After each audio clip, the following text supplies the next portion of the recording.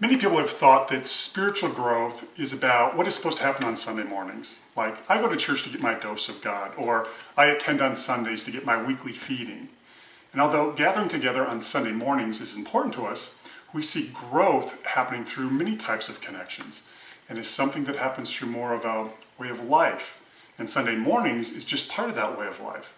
Fundamentally, Life Church is about life. And for us, we don't see life as a thing. We see life as a person, the person of God, who wants to live in connection with us. In fact, we were created by God for this purpose. So to experience real life, which could be synonymous with real love, real freedom, we need to understand that these aren't things that we create. These are what we experience when we lean into our Creator and live in communion with Him, who is our freedom, our love, and our life. It's kind of like this. It's been said that there is a God-shaped vacuum in the heart of every person that can only be filled by God, the Creator, made known through Jesus Christ. You see, central to each of us is the heart, our center.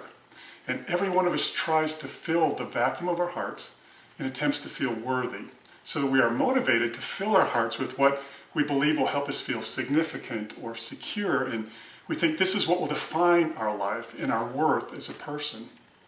So we see that life can easily be misunderstood to be a lot of things. For example, life is money, or life is success, or busyness, or pleasure, or family, work, power. We think these are what make me a worthy person.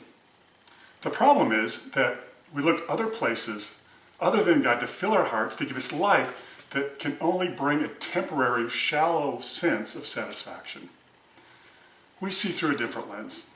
We see that life growth is a process of submitting and aligning these things that can easily be perceived as being life to the one who is life.